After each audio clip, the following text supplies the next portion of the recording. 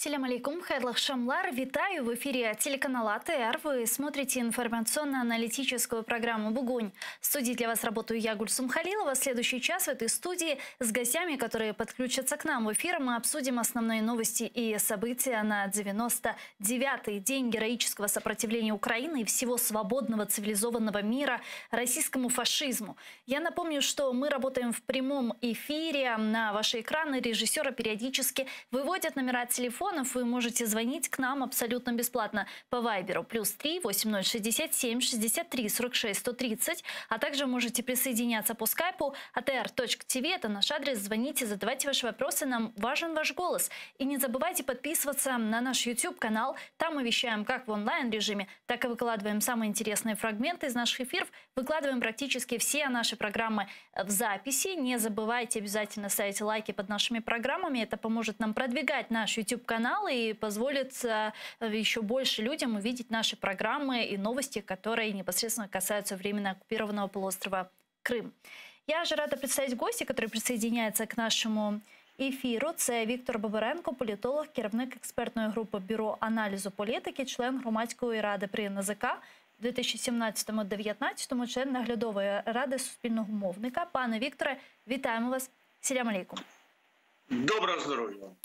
Ну что ж, начнем наш эфир с такого информационного сообщения. В Кремле говорят, что пока нет возможности провести референдумы, ну так называемые референдумы, на оккупированных территориях Донецкой и Луганской областей. Об этом сказал пресс-секретарь Путина Песков. Цитирую. «Когда безопасность полностью не обеспечена, а мы видим, что продолжаются удары украинских военных и националистов по гражданским целям на этих территориях, конечно, в таких условиях вряд ли можно говорить». Конец цитаты.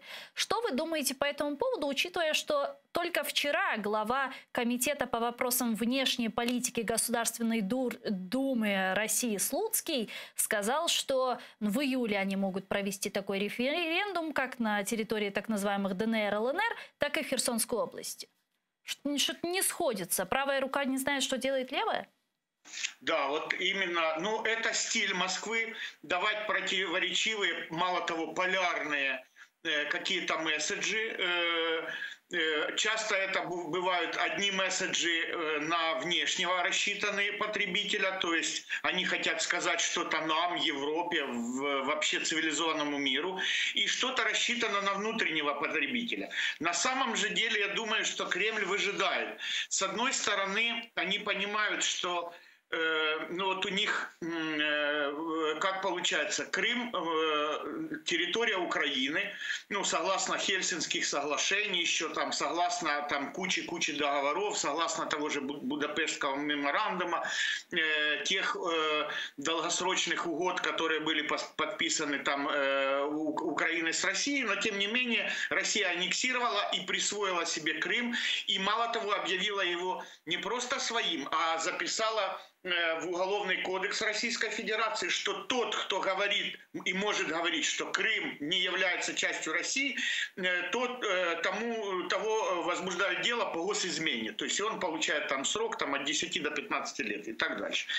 То есть таким образом, если Путин впишет это в свое завещание, и потом Донецк, Луганск, а также там, например, Южную Осетию, а также Абхазию, а также, возможно, и Приднестровье объявят там территорией Российской Федерации, они проведут там что-то. Да, кстати, как вчера и сказали, что не надо проводить даже референдум. Достаточно провести соцопрос, потому что все равно же Запад не признает. Ну, провели соцопрос, а соцопрос может провести социологическая служба Кадырова, это будет самый легитимный соцопрос в мире. Да, я даже представляю, как может быть этот социальный опрос. Позвонят, алло, вы можете говорить, да, ваш голос засчитан, спасибо. Засчитан, да. Где-то так. Ну вот, и то есть мы понимаем, что это ну, то, что можно там говорить, соцопрос, референдум, то есть это присоединение, но Госдума примет в состав, объявят эту территорию частью Российской Федерации и потом начнут шантаж. И это может быть завещанием Путина таким, ну, то есть если он даже сдохнет, он оставит такую мину замедленного действия, потому что получается, если мы освобождаем Херсон, а он уже часть Российской Федерации, или освобождаем Донецк или Луганск, они часть Российской Федерации, освобождаем Симферополь, тем более они, согласно своей же, у них же есть вот эта стратегическая... Военная доктрина. Военная доктрина, эскалация для деэскалации, да, там типа, и они имеют право потом применить тактическое ядерное оружие, потому что святую русскую землюшку захватывают. А то, что это наша земля, они уже будут говорить, нет, это не ваша земля, там все же люди захотели к нам, вот, никого не спрашивая, в Скадовске, в Мелитополе, в Херсоне, хотя там однозначно там за 90% хотели бы остаться в Украине. Вот. Но послушают тех там 3-4%, которые хотят в Россию, вот этих коллаборантов. И получается, что мир ставится под угрозу ядерной войны, потому что Россия это уже считает своим. И то есть наше движение даже до Чонгара и Перекопа, это уже будет по их меркам... Як буде по-русски, зазіхання, да, там, на ви можете розмовляти українською, немає проблем, абсолютно. Будь ласка, якщо вам зручно українською, так. Нет, нас смотрят в Крыму, а мне надо практиковаться тоже иногда по-русски. Окей. А как этого не допустить, пане Викторе? Вот что нужно сейчас уже делать, чтобы этого не допустить? И, казалось бы, вот этот шантаж ядерным оружием, уже косвенно, не косвенно об этом говорил и Лавров, и Песков, и Рябков, и так далее. То есть, и кажется, что западные страны уже как бы на этот шантаж особо и не реагируют, уже никто не боится этого. Я думаю, что Соединенные Штаты четко дали понять, что применение даже тактического ядерного оружия против Украины может означать применение ядерного оружия тоже разового, но по бункеру, но по тому месту, где в это время находится Путин. Вот, я думаю, это ему объяснили. Но это мы же можем только предполагать. Это моя догадка, это может быть ваша догадка, там еще там кто-то может догадываться об этом.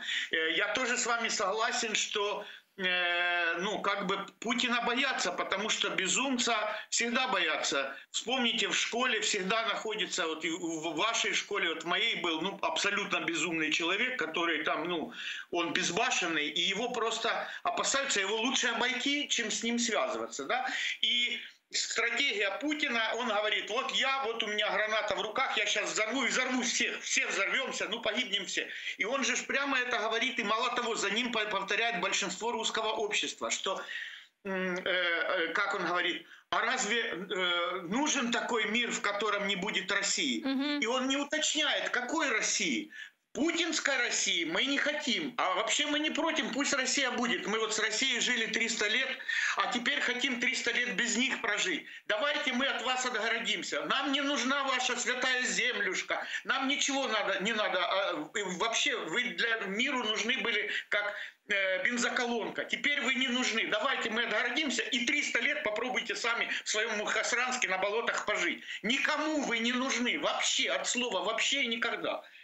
Но они не хотят, но они шантажируют, что такой мир без России не нужен. Но не уточняют, какой России. Путинская Россия, она нам точно не нужна. Но дело в том, что этот шантаж, и ну, все равно Европа боится. И мы видим по действиям Европы, мы видим не только Киссинджер, но и Макрон, Шольц. И Шольц, и итальянское правительство, да, которые предлагают, ну давайте что-то уступим, давайте признаем Крым навсегда русским, он отступит. Но мы-то уже знаем, что он не отступит никогда. Он все равно будет с гранатой, но требовать дальше. Дальше он потребует, если ему оставить Херсон, он потребует Николаев и Одессу. Это однозначно.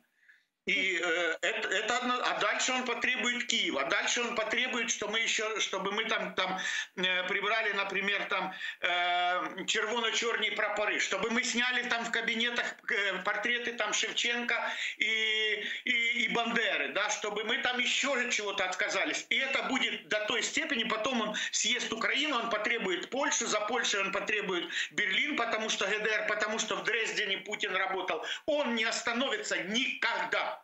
И это надо знать. Но в Европе боятся. И боятся именно вот этого Джокера. Единственное, что осталось в России, это ядерного оружия. Других карт на руках у них нет. Не остановится он почему? Потому что вот постоянная вот эта перманентная война для Путина — это в первую очередь условие выживания его режима? Это во-первых. Во-вторых, это у них глубинное. То есть отстроение империи, он же сказал, самая большая геополитическая катастрофа — это развал СССР, да. А перед СССР Варшавского блока, потому что до того СССР не просто был СССР, а контролировал много стран-сателлитов. Да? Варшавский блок, там Вьетнам, Пол-Африки, там Сирию и другие. Ну, то есть, фактически где-то треть мира СССР контролировал как свои страны-сателлиты. Тот же Афганистан, например. Но и сейчас, то есть они будут расширяться, я думаю, для Путина как минимум до возможностей на 85-й год, да, когда вот были сателлиты, когда СССР был тем, которым Путин его запомнил в молодости. Вот тот Советский Союз с теми возможностями. Но у Советского Союза, вернее, у России нет тех возможностей. Во-первых, и у них пуп стаканом станет, у них 140 миллионов, в Европе 500 миллионов, плюс 300 миллионов в Америке, плюс весь цивилизованный мир, где-то, то, что называют золотым миллиардом, где-то это золотой миллиард и есть. И не 140-миллионной России с отсталой экономикой тягаться с возможностями этого золотого миллиарда. То есть, если у нас в тылу, за нами вся цивилизация, то, что мы имеем в виду под цивилизацией, мы никогда не проиграем. Потому что у нас никогда не кончатся патроны. У Путина кончатся. И у них там первый этап был, да, когда они заходили в Киев, Чернигов, Сумы. Вот второй этап сейчас заканчивается, да, их наступление, оно не удастся там на востоке. И они захотят там третий этап, четвертый. На пятый этап они приедут на тачанках или в конном строю. Потому что у них уже не будет тех возможностей и тех средств. Но тем не менее, Россия не остановится никогда. И это мы должны знать. Россию можно остановить только силой. А как спасти мир от России? Только силой. И в том числе роль Запада в чем? Чтобы они не применили ядерное оружие. Вот только в этом. И другой Запад должен помогать нам, а мы справимся сами. Сейчас придет высокоточное оружие, и мы начнем их теснить. Сейчас у них еще есть преимущество в артиллерии, и мы это видим, когда концентрация сил высокая у них на востоке Украины, они все-таки медленно, но могут нас выдавливать. Потому что у них все-таки сейчас 3 ствола артиллерийских на 1 наш. И это дает о себе знать. Но когда-то будет паритет, и когда-то контрбатарейную борьбу мы выиграем, и у нас будет тогда лучше ситуация. А когда-то это когда, вероятнее всего, может наступить этот переломный момент? Это будет где-то на август месяц. Потому что та техника, которая приходит сейчас, придет по ленд-лизу, мы должны обучить офицеров, офицеры должны обучить батареи, батареи должны провести слаживание там в составах бригад тех или иных, да, взаимодействие с другими родами войск, с диверсионно-разведывательными группами, но так или иначе где-то на август месяц, я думаю, будет перелом. Я сейчас хотел бы сказать, чтобы у нас не было больших иллюзий, потому что приняли нефтяное эмбарго. Сейчас у Путина чем хвастаются? У нас падение экономики 30%. Падение ВВП. У нас сейчас проблемы, и мы фактически не можем держать бюджет даже свой сами без помощи Запада. А у Путина наоборот, профицит бюджета. У них в прошлом году они собрали 104, в 2021 год только на нефти проданной в Европу и Британию, ну, имеем в виду Британию, она вроде вышла с Евросоюза, но условно она все равно часть Европы, да, географически. То Британия и Европа, они продали нефти на 104 миллиарда долларов, плюс газа на 43, то есть условно где-то нефть и газ 150 миллиардов. Сейчас нефть вроде бы эмбарго, но эмбарго мы, кроме Венгрии, Чехии и Словакии, все должны отказаться от российской нефти до Нового года. Но значит, до Нового года будут покупать. Ну, меньше и меньше, но будут покупать. А в связи с тем, что цены поднялись, ну, даже если они будут покупать с дисконтом, они все равно меньше 100 миллиардов не соберут. И эти 100 миллиардов, которые пришли сейчас в Россию, а им тратить их не на что. Они получились в состоянии Советского Союза. Когда вы получили зарплату, и в конце там 80-х при Горбачеве приходите, а кроме морской капусты и купить нечего. Да. Да, вот и Россия сейчас в том состоянии, денег много. А вот они поднимают на 10% пенсию. Собянин объявил, что с 1 июля поднимают на 10% минималку в Москве. Уже сейчас это будет 22 тысячи. То есть, и они как бы всем видом показывают, ну и что, выкусите. Вот не сработали ваши санкции, у нас то поднимается. Выплаты мы можем платить по 7 миллионов на каждый вот этот целлофановый пакет с 200-м. Типа нет проблем.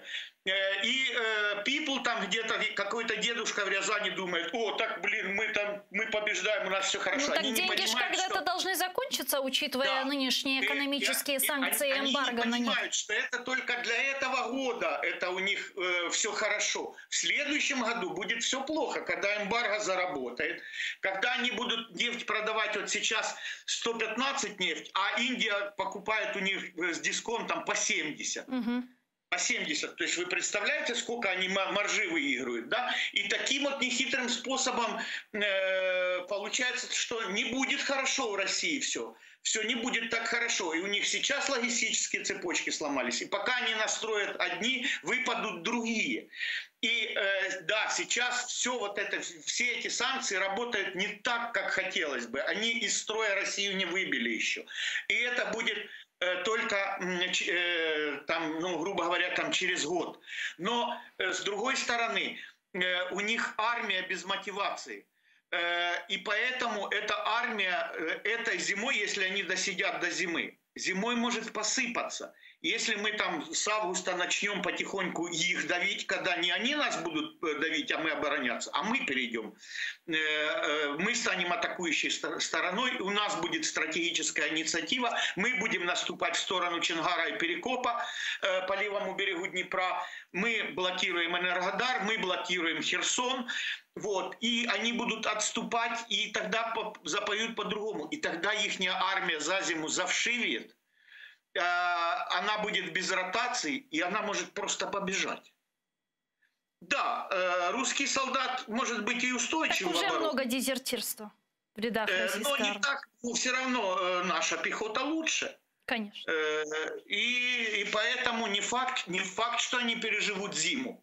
Хотя сейчас вся надежда Путина на то, что мы не сможем устоять, что у нас не хватит тыла, что у нас в бюджете дырка, что Запад все время ссорится перед тем, как нам помогать, что мы решений ждем месяцами от Запада, да, и вот это то, что чем авторитаризм от либерализма отличается, от демократии, собственно. Авторитаризм хорош в принятии коротких решений. Ну, быстро. Путин сказал, стукнул по столу кулаком, все побежали исполнять. Ну да, есть центр. Вот. А тут все как бы долго запрягает Запад, но быстро едет потом.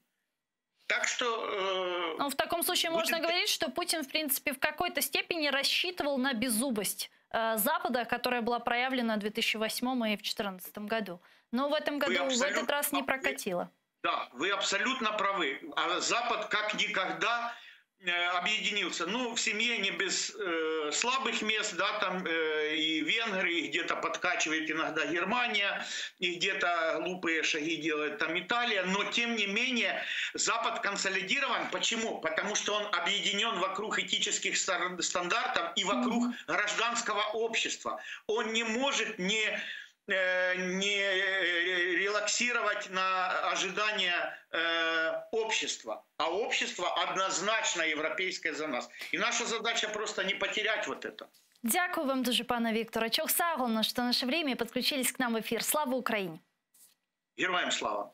Віктор Бабиренко, політолог, керівник експертної групи Бюро аналізу політики, член громадської ради при НАЗК 2017-2019, член наглядової ради Суспільного мовника, був з нами на прямому зв'язку. А пока мы ждем соединения председателя Меджлиса крымскотатарского народа Рифата Чубарова, хотелось бы отметить следующую новость. Украина вместе с партнерами обсуждает возможность создания международной миссии для разблокирования украинского морского экспорта и, как первый шаг, требует от России отвести свои силы в морской акватории вокруг Украины и предоставить гарантии о ненападении. Об этом, комментируя заявление главы МИД России Лаврова, отметил представитель Министерства иностранных дел Украины Олег Николенко. Николенко отверг слова Лаврова, отметив, что, напав на Украину, Россия осадила украинские морские порты, а российская армия заминировала часть морской акватории и постоянно предпринимает попытки прорвать со стороны Черного моря оборону Одессы и других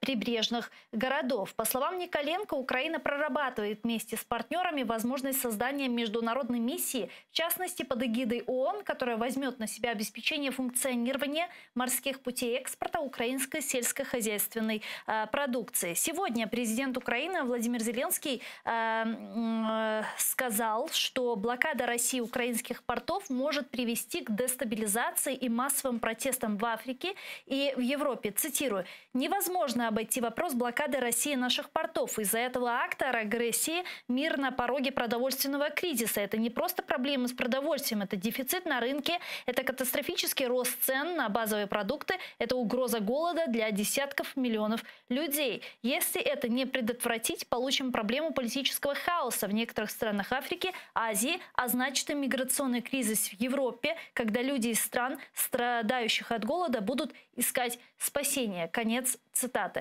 Глава Меджлиса крымскотатарского народа Рифат Чубаров с нами сейчас на прямой связи. Рифат ага, селям алейкум, хайрлах шамлар. Хайрлах шамлар, доброго вечера. Доброго вечера. Ну что ж, набирает обороты шантаж России с блокадой украинских портов. Сегодня в Министерстве иностранных дел Украины, как мы отметили выше, заявили, что Украина обсуждает возможность создания международной миссии для разблокирования украинских портов, чтобы можно было осуществить экспорт зерна, в частности. Услышали только что заявление президента Украины Владимира Зеленского. Какова вероятность того, что под эгидой ООН либо стран Североатлантического альянса удастся это сделать? И даст ли все-таки Россия гарантии о ненападении? Можно ли верить таким гарантиям?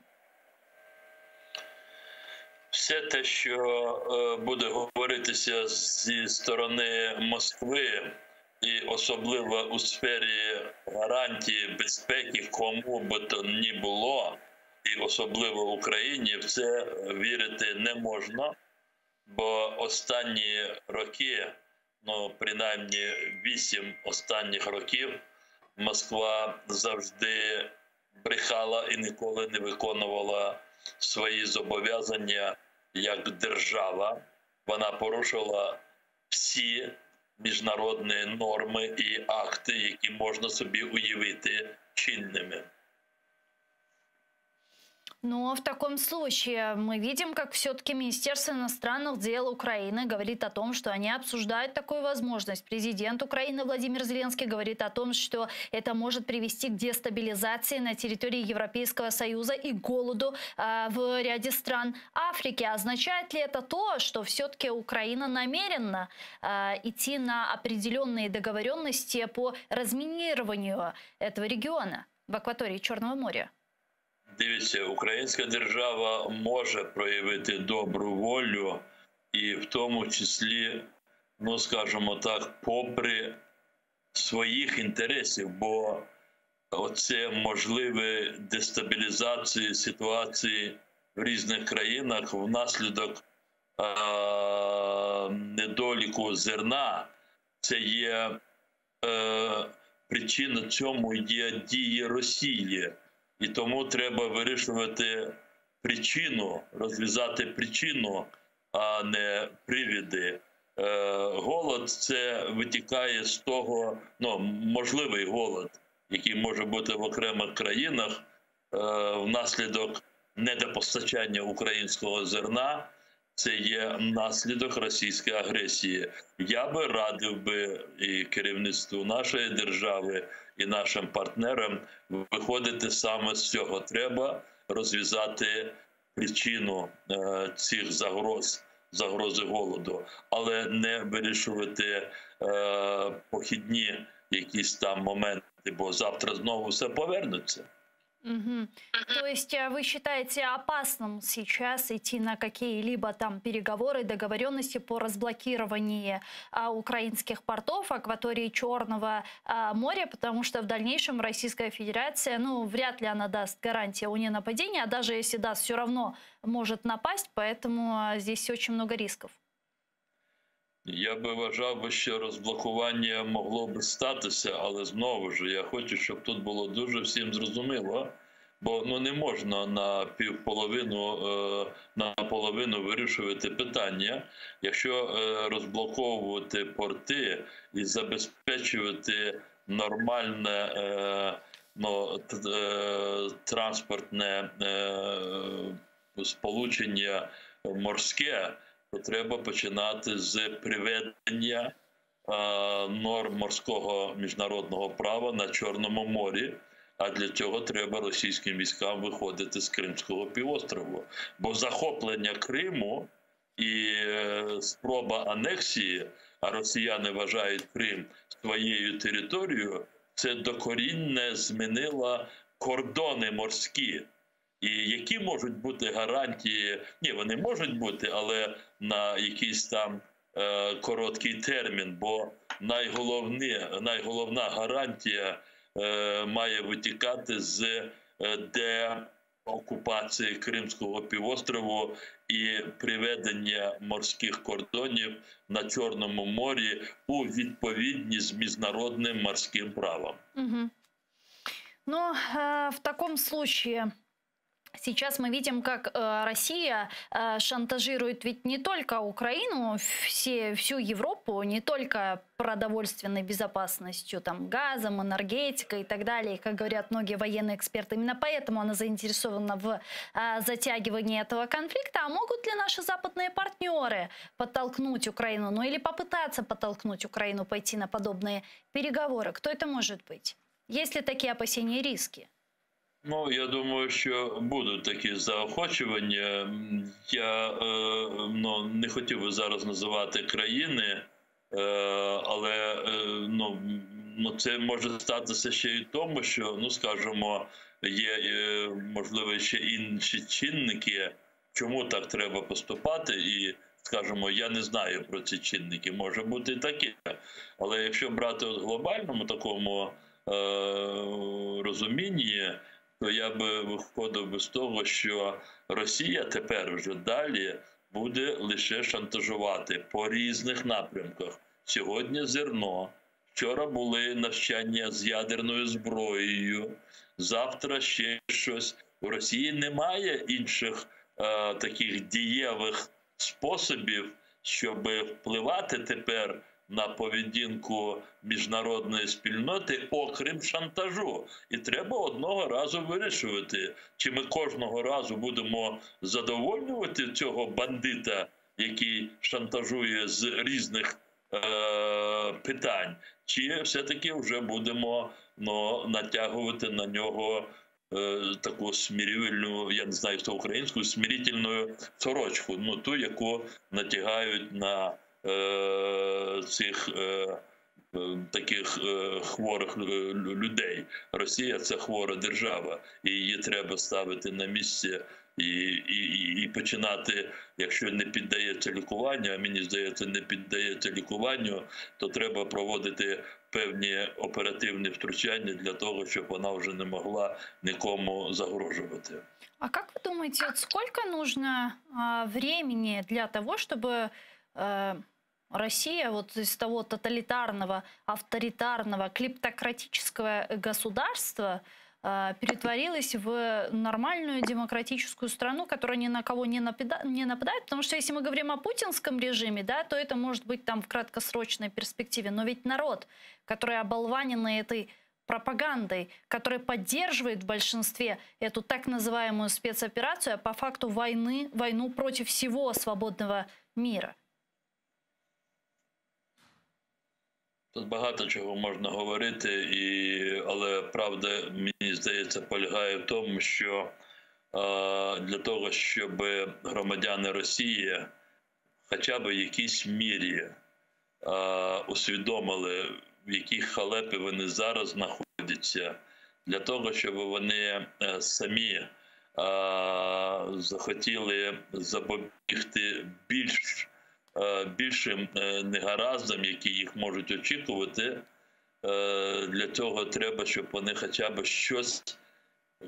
щось таке, ну, хоча б малій такій кількості відчули те або пережили те, що переживають зараз громадяни України. Ті, які живуть в умовах російської окупації 8 років в Криму, ті, які зараз 3 місяці живуть в умовах окупації Херсонської області. Треба, щоб якимсь чином, ну я не хочу сказати, що треба, але знаєте, щоб зрозуміти своїх сусідів, дома яких розруйновані, діти яких вбиті, хоча б треба відчути таку загрозу по відношенню до себе. Я думаю, що як тільки розпочнуться контрнаступи української Збройних сил України по звільненню окупованих територій, я думаю, що населення Росії буде приходити до тями. Угу. Ну вот, кстати, очень интересная тенденция наблюдается. Вот вчера вы знаете, что Соединенные Штаты Америки выделили Украине очередной пакет помощи на $700 миллионов, который в себя в том числе включает предоставление Украине ракетных систем залпового огня «Химарс». И вот сразу после этого мы видим заявление Пескова, который говорит о том, что проведение так называемого референдума о вхождении Донецкой и Луганской областей в условиях, нынешних условиях войны вряд ли возможно. Сначала нужно обеспечить безопасность республик. В то время, когда еще несколько дней назад, вчера, глава Комитета по внешней политике Государственной Думы Слуцкий говорил о том, что мы это сделаем в июле. И сам Песков тоже говорил что-то подобное несколько дней назад. Но я же как раз поэтому и говорю, что осознание теми, кто в России принимает решения, кто находится у власти, а потом осознание обществом тех последствий, которые могут прийти на их землю в результате российско-украинской войны, будет их стимулировать для того, чтобы они мыслили, если пока не в правильном направлении, то хотя бы в направлении самосохранения. Я хочу сказать о том, что эти системы залпового огня «Химарс», которым уже принято решение, они будут поставлены для вооруженных сил Украины, а применение этого оружия, дальность стрельбы будет определяться самими украинскими военными, а не поставщиком. Это очень существенное дополнение, которое сегодня заявила посол Соединенных Штатов Америки в Украине. Не будем забывать, что дальность стрельбы этого оружия «Химарс» составляет 300 километров.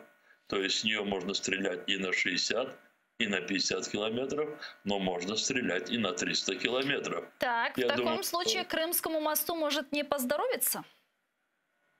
Но я не высчитывал по линейке и по масштабам, сколько от ближайшей точки, которая сможет контролировать вооруженные силы Украины, до Крымского моста.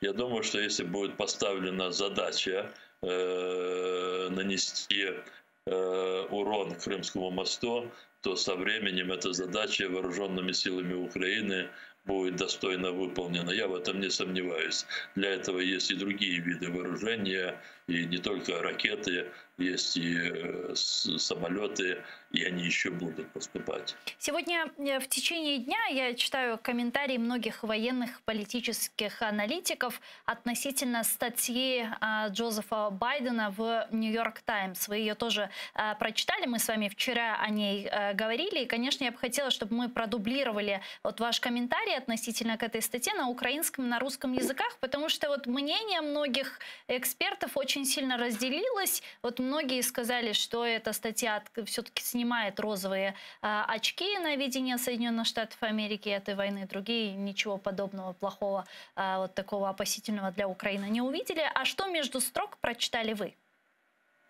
Да, мы вчера с вами обсуждали эту статью, только мы это с вами делали на крымско-татарском языке, поскольку мы чередуем наши передачи через день на русском, украинском, на крымско-татарском языках. Я сегодня могу, в принципе, повторить то, что говорил вчера.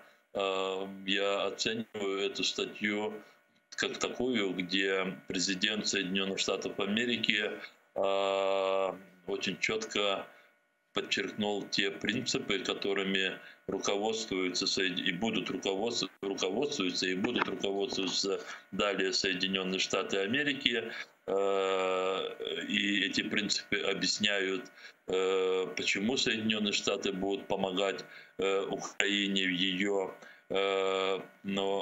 отпоре российской агрессии, как долго будут помогать и до каких целей. И здесь же также есть ответы на некоторые такие проявления шантажа со стороны России, в частности, что касается возможного со стороны России применения ядерного оружия. Очень четко здесь говорится о том, что в таком случае последствия будут колоссально разрушительными для инициаторов такого поведения.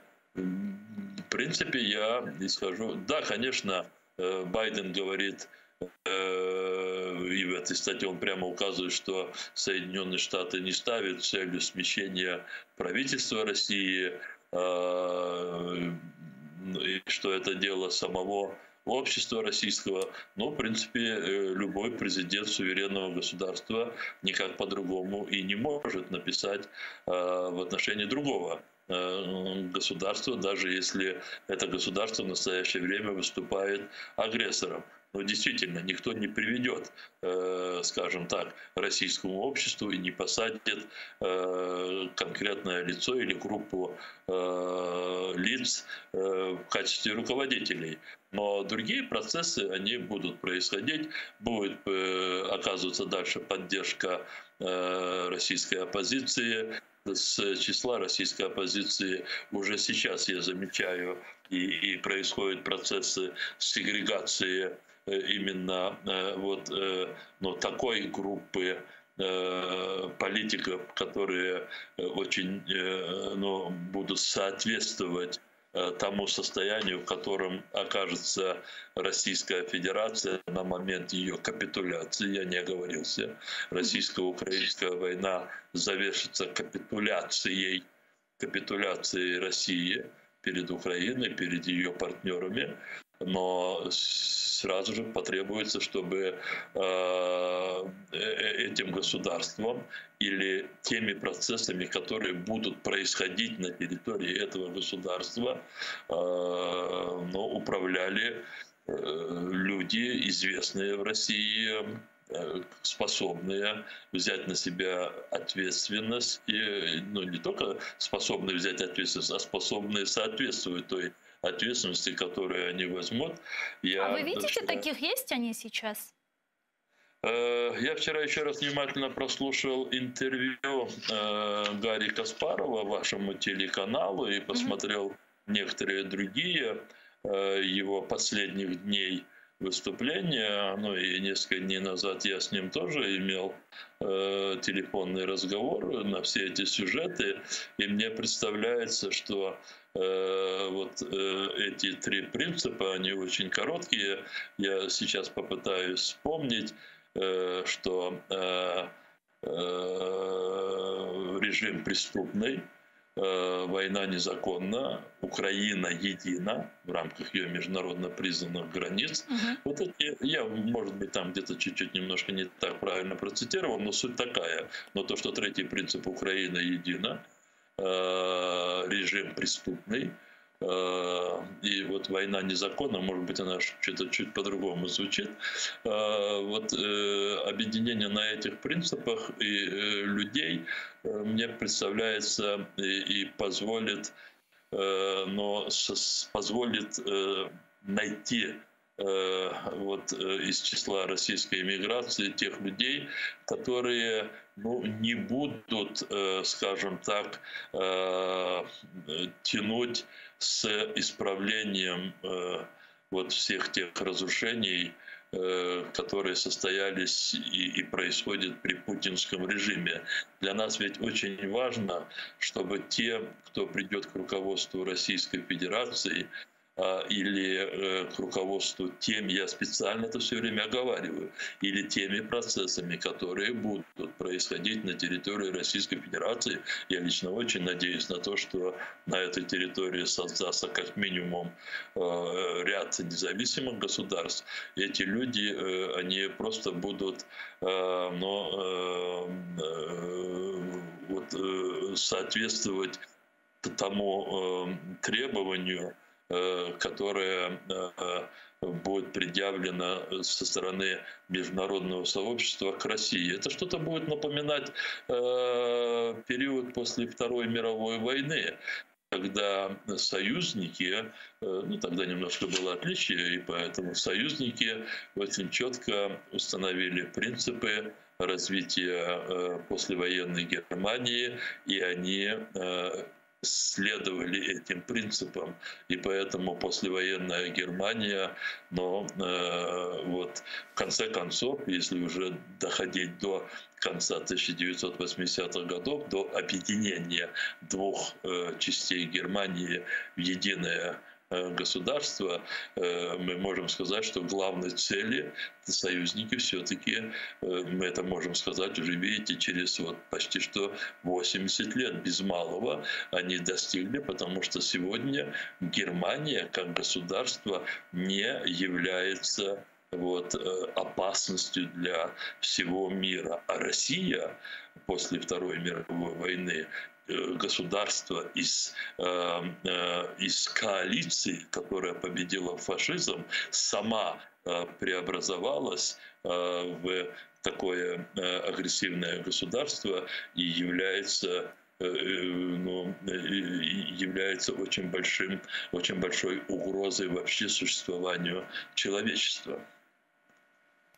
И вместе с этим сегодня, наконец, послы Европейского Союза приняли 6-й пакет санкций с введением частичного эмбарго на российскую нефть. Правда, санкции против патриарха Кирилла не утвердили послы ЕС, но все-таки на нефть эмбарго ввели. Теперь на очереди газ. Осмелится ли Европа? По поводу московского патриарха Кирилла сразу появилось очень много мемов, почему, его вывели из списка.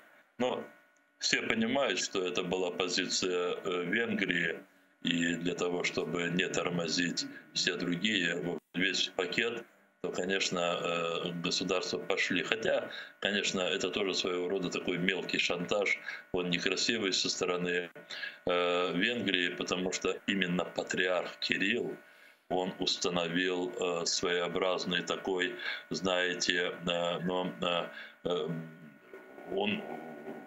он московскую православную, русскую православную церковь он притворил в инструмент сегодняшнего современного такого агрессивного российского шовинизма.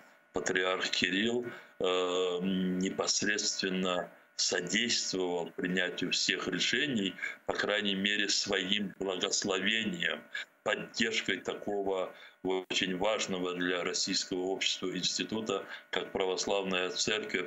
России, и более того, они втянули, заставили все и другие конфессии. Но в России другая ситуация, когда спецслужбы контролируют все сферы жизнедеятельности, в том числе и вероисповедание, да, и церковь, и все конфессии, которые есть в России. Что касается вот этого пакета, то мы вчера с вами об этом говорили, если я правильно помню, вот только вот, вследствие тех запретов, которые в шестом пакете, Россия ежегодно теперь будет недосчитывать среди поступлений 22 миллиарда на год. Это только вот по этим санкциям. Конечно, все хотели бы продолжения ужесточения санкций в сфере энергоресурсов России. И тут вы абсолютно правильно спросили о газе, но пока государство к этому не готово, потому что замещение вот российского газа другими поставками это сложнее, чем замещение российской нефти. Ну, нефть перевозится кораблями более компактно, более динамично, ну и всякие технологические моменты. Но, возможно, через одну санкцию, через один пакет к газу надо возвратиться. Угу. Ну или возможность, что по газу каждая страна будет принимать решения автономно. В любом случае, западные страны делают все для того, что... Да и не только западные страны, в частности, та же Турция, делают все для того, чтобы сокращать объемы потребляемого российского газа, ибо все понимают, что для России поставляемый ею газ – это прежде всего это вид оружия, которым она действует против своих соседей. Ну вот вы упомянули Турцию. Наверняка вы видели сегодня новость. Турция решила подарить Литве беспилотник «Байрактар», на который литовцы за 3 дня, если не ошибаюсь, собрали 5 миллионов евро. Ну мы же понимаем, что подарили-то, по факту подарили Украине. Ну, хороший шаг, и здесь можно только приветствовать руководство этой авиастроительной компании. Байкар. Байкар она называется, да, Байкар. И руководство, ну, действительно, очень такой хороший шаг. И они же не просто подарили, а предложили инициаторам сбора денег, а это, да, 5 миллионов долларов или евро, они предложили им направить их для оказания помощи пострадавшим от войны в Украине. То есть это двойной такой благородный шаг. Вот вам бесплатно Байрактар, который будет использован в отпоре российским агрессорам. А то, что вы собрали, помогите тем обездоленным, которых в Украине, к сожалению, десятки и десятки тысяч. Россия разозлится на Турцию? Ну, это... Нет, конечно, она разозлится, потому что понятно, что в таких странах, как Турция, это решение компании. Но то, что решение было синхронизировано хотя бы на таком, знаете, ментальном уровне с руководством, я в этом не сомневаюсь, и поэтому, может быть, публично Россия не отреагирует, но при случае она попытается, как говорят в таких случаях, ответить. Çok sağ olunuz, Рифат Ага. Увидимся с вами завтра и продолжим наш эфир на крымско-татарском. Джумлемзе, председатель Меджлиса крымско-татарского народа Рифат Чубаров был с нами на прямой связи. Я с вами, к сожалению, вынуждена попрощаться, но вы оставайтесь первым крымско-татарским, потому что эфир сейчас продолжает информационная программа «Заман». На украинском языке наши журналисты расскажут вам самые последние и актуальные новости на 99-й день войны России против Украины и против всего цивилизованного мира. И не забывайте подписываться на наш YouTube-канал. Там мы вещаем как в онлайн-режиме, так и выкладываем самые интересные фрагменты из наших эфиров, выкладываем практически все наши программы в записи. миссия. Не забывайте ставить лайки под нашими программами. Это поможет нам продвигать наш YouTube-канал. И таким образом все больше и больше людей смогут увидеть программы, которые мы делаем, новости, которые непосредственно касаются временно оккупированного полуострова Крым. Sayıklı arkadaşlar, biz yayınlarımızga muhakkak devam edecekmiz. Çünkü Zaman informasyon programmasından sonra sizlerini meslektaşım Айдар Муждабаев, Прайм Муждабаев программасында selamlayacak, miraklı olacağına eminim. Анда çeşit türlü meselelerin müzakere edilmesi planlaştırıla ve elbette ki en mühim şimdi zaten bütün dünyanı alakadar etken, meraklandırgan sual bu Ukrayna bu cenkini kazanganından sonra ki buna zerre kadar şüphemiz yoktur. Asıl da dünya nizamı nasıl olacak? Denişecek mi? Ve Ukrayna'nın bu cenkini kazanması için halkara topluluk, halkara cemaat, çeşit türlü ülkeler nedenle, ne şekilde yardım eteler? Bu yardımlarının demek seviyesi, bu yardımlarının yeterliliği şimdi hangi bir seviyede ve bu savaş elbette ki ne vakit bitecek? Bu şimdi verilgen en mühim ve en büyük suallerden biri. Ama biz bilemiz ki bu savaşın neticesinde ne vakit bitse bitsin ki umut etemiz ki çok az olmaz. Ukrayna muhakkak o'zining territorial bütünlüğünü gayriden tikleyecek ve bizler de her birimiz Ukrayna vatandaşı olarak bunun tezce olması için elimizden gelgenini yapacağımız. Hatırlı olunuz. Ko'rishguncha.